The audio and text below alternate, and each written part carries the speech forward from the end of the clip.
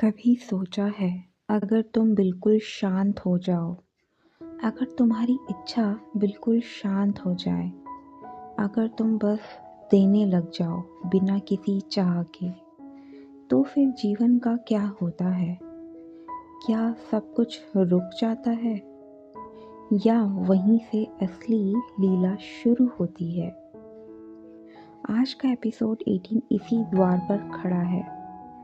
दोस्तों, हमने last episode में देखा, जब जीवन सहज हो जाता है तो सेवा खुद ब खुद होने लगती है। दोस्तों, आज हम समझेंगे भगवत गीता के एपिसोड 18 में, जब सेवा सहज हो जाए तब ईश्वर क्या करते हैं। दोस्तों, मैं हूँ कोमल।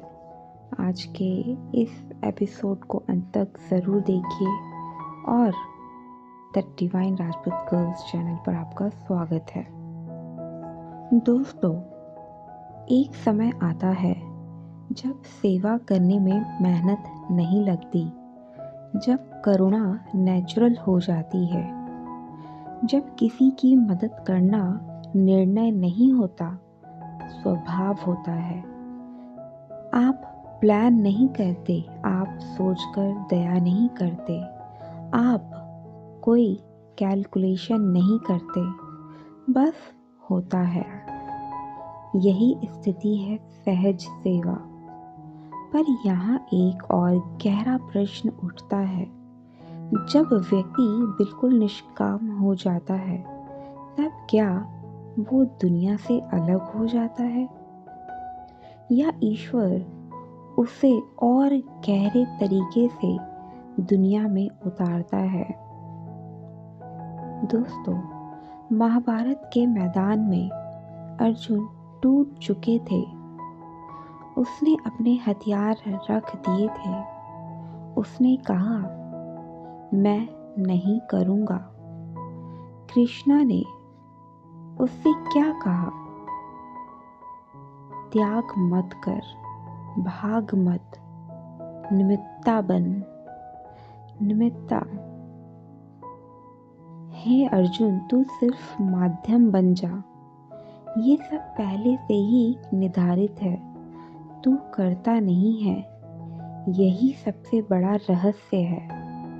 जब तक हम सोचते हैं मैं कर रहा हूँ, तब तक बोझ है। जब मैं गिर जाता है, तब बोझ गिर जाता है।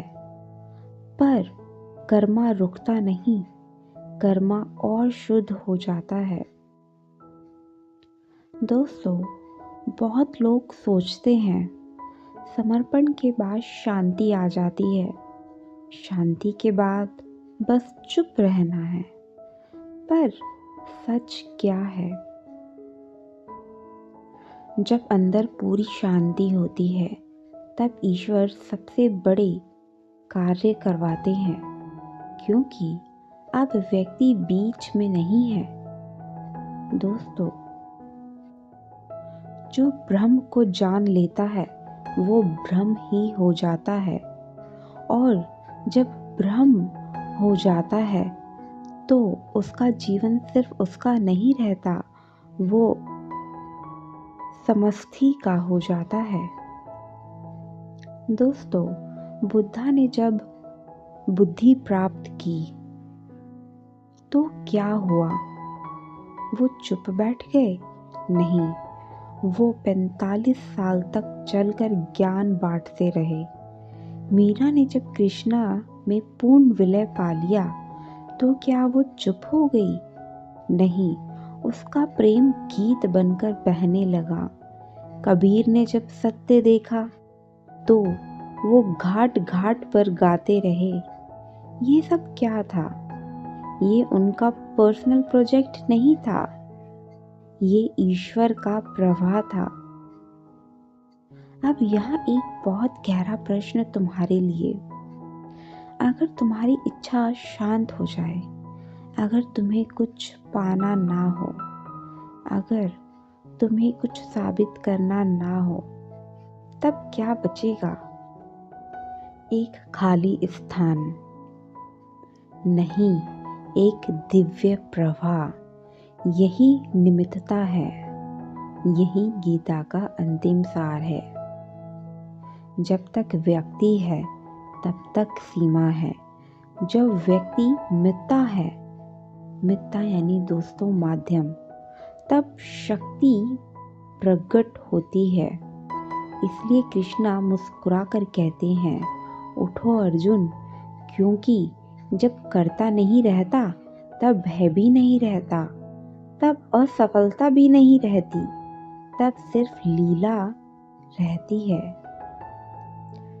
शांति अंतिम नहीं है, समर्पण अंतिम नहीं है, सेवा भी अंतिम नहीं है।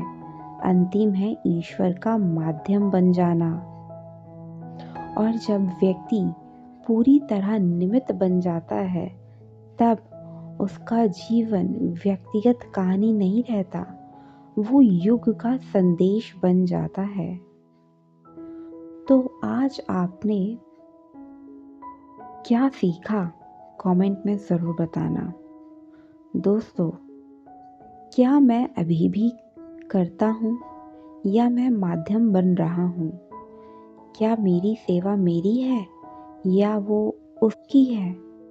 क्योंकि जब सेवा सहज हो जाती है, तब ईश्वर चुप नहीं बैठता, तब वो तुम्हें चुनते हैं और वहीं से शुरू होती है असली लीला।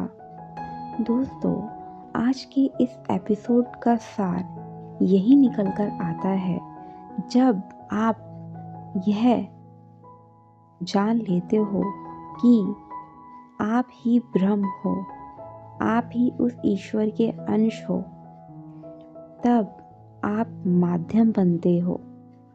तब उस माध्यम का उपयोग किया जाता है ईश्वर के द्वारा दूसरों को जगाने के लिए, जैसे कबीर जी ने किया, जैसे मीरा माँ ने किया, जैसे तुलसीदास जी ने किया।